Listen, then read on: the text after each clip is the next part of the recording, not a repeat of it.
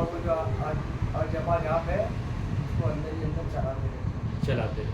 बहुत। और कौन, और किसने हाथ उठाया? नहीं हो रहा है मंत्र, हो रहा है तो हाथ क्यों नहीं उठाया?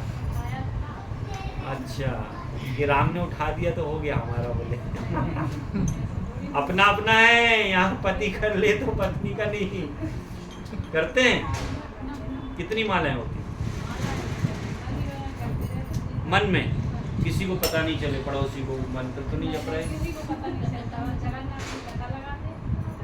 जगन्नाथ जी का अलग है, बहुत बढ़िया। हाँ भाई, हरे कृष्णा।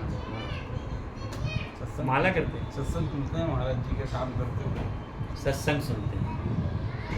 नहीं, हमने मंत्र जप की बात की है। वो तो करते हैं, बाकी काम करते समय तो सत्संग सुनते हैं ना महाराज जी के, अपने उसको लगा लेते हैं। बहुत बढ़िया। महाराज जी ऐसे कहते थे, रेडियो ऐसा लगा दिया, अब बजते रहो। वो सुनना अच्छी चीज़ है, मगर आपका अंदर से जप कब होगा? वो तो सीखने के लिए, सुधरने के लिए, मंत्र कैसा हो उसके लिए, मगर आपका जप कब होगा? महामंत्र जपता रहता है। हाँ वही। और आप कौन सा करते हैं?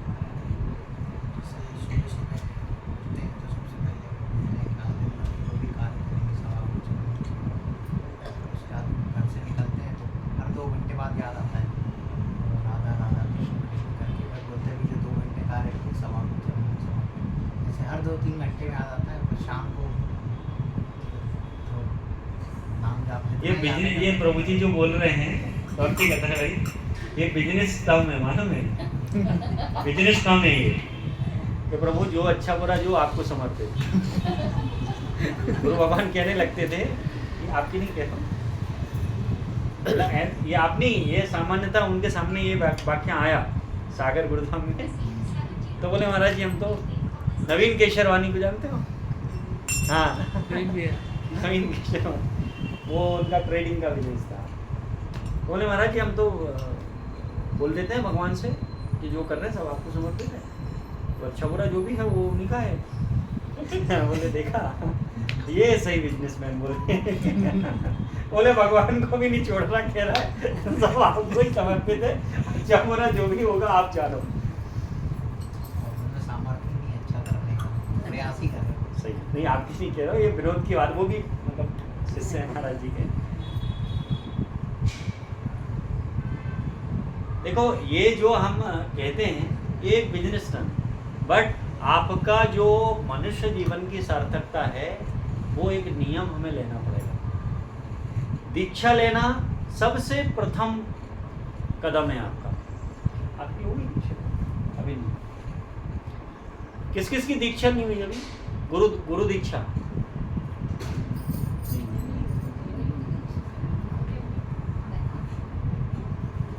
आपकी तो हो गई है दीक्षा।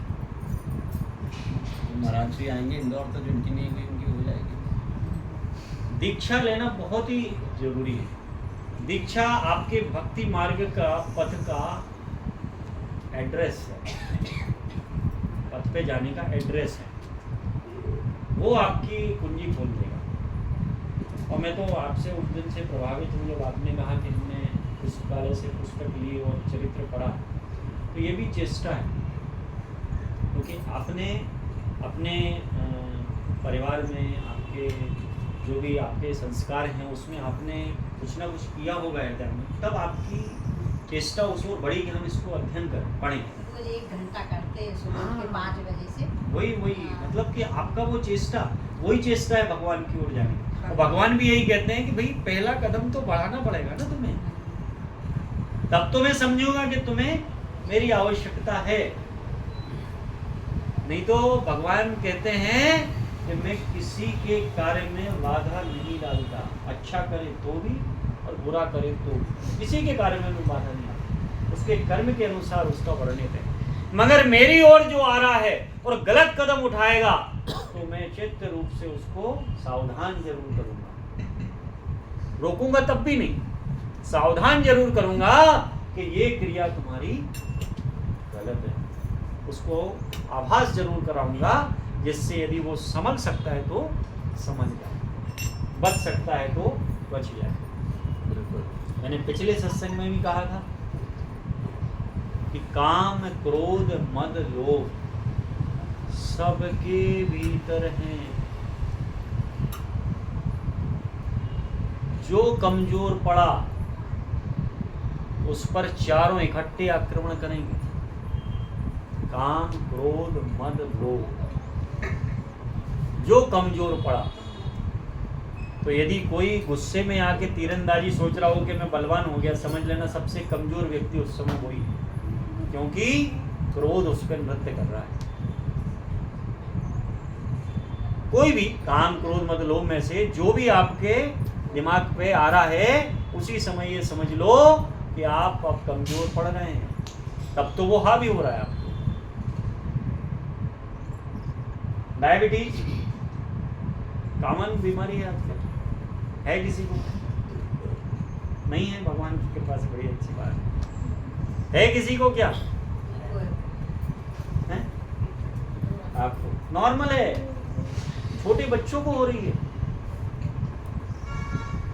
न्यूबॉर्न बेबी को हो रही है डायबिटीज। आप सोचिए क्यों? फर्टिलाइजर कैसे आ रहा है, कुछ भी शुद्ध नहीं है। आप धो सकते हो सब्जी, मगर उसमें जो कीटनाशक डली उसका क्या करोगे? दिनचर्या हमारा ऐसा दिनचर्या बनी हुई जिसको हमें कंट्रोल में नहीं है। क्या होता है डायबिटीज से भाई? कुछ नहीं होता। डायबिटीज बहुत ही सुगम बीमारी है। सुगम मतलब वो बहुत ज़्यादा, यदि आप डाइट फॉलो करो और उसकी जो भी टैबलेट या इंसुलिन जो भी आता है उसको फॉलो करो तो आपको कोई नुकसान नहीं, और आपकी डाइट से चलोगे तो आपको नहीं नुकसान।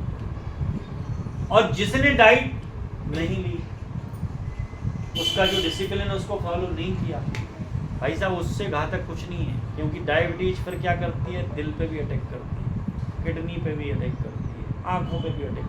शरीर का कोई ऐसा हिस्सा नहीं जिस पर डायबिटीज अटैक न करे। दैट्स वाई काम क्रोध मद लोभ डायबिटीज से भी ज़्यादा खतरनाक है ये। डायबिटीज की तो क्या है? इंसुलिन है। डायबिटीज की तो क्या है? टैबलेट है। डायबिटीज की तो परिवार के लोग हैं, ध्यान रख लेंगे, भैया 2 रोटी देना है इनको 3 बार में, 4 रोटी देना है 3 बार में, मीठा नहीं देना, अरे भैया मीठा मत खाना प्लीज़, मना किया है, मीठा बचा के, भैया शुगर फ्री लेके आओ। रखते हैं ना ध्यान परिवार वाले, घर वाले। मेरी माता जी को है, हालांकि वो खुद डिसिप्लिन से चलती है, मगर ये ध्यान रखा जाता है कि उनका भोजन टाइम से हो, सब चीज़ें टाइम से हो। तो ऐसे ही काम क्रोध मद लोभ हैं जो डायबिटीज से भी खराब हैं। और उसकी डाइट क्या है? इसका मतलब हम सब बीमार हैं, क्योंकि भगवान नाम तो हम या तो सोते समय जाके करते हैं या फिर उठते समय करते हैं। बीच की डाइट का क्या डाइट है? क्या होगा बताइए आप? भगवान नाम इतना कलयुग में सबसे सरल चारों युगों में भगवान की साधना यदि है तो वो कलयुग में है। सबसे बड़ा गुण है कलयुग का ये, क्या? कि यदि कोई भगवान के चरणों की कृपा या भक्ति प्राप्त करना चाहता है तो उसे करोड़ों वर्ष तपस्या करने की जरूरत नहीं है, सालों साल तपस्या करने की जरूरत नहीं है। वो सिर्फ ब्रह्म मुहूर्त में भगवान नाम प्रारंभ करके और सोने तक भगवान को समर्पित अपनी श्वासें कर दे तो कुछ ही मुहूर्तों में उसे अलौकिक दर्शन होना चालू हो जाएंगे। मतलब भगवान की कृपा।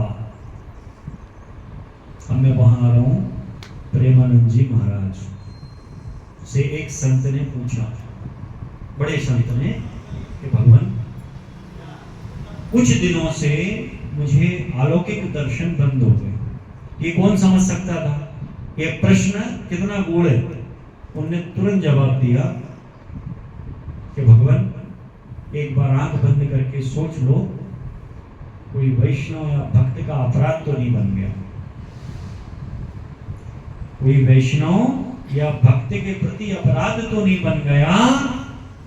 और यदि उन्होंने कहा भगवान यदि बन गया हो, मतलब क्या कहते हैं उसको, अनजाने में बन गया हो, तो अब कैसे हम ढूंढें?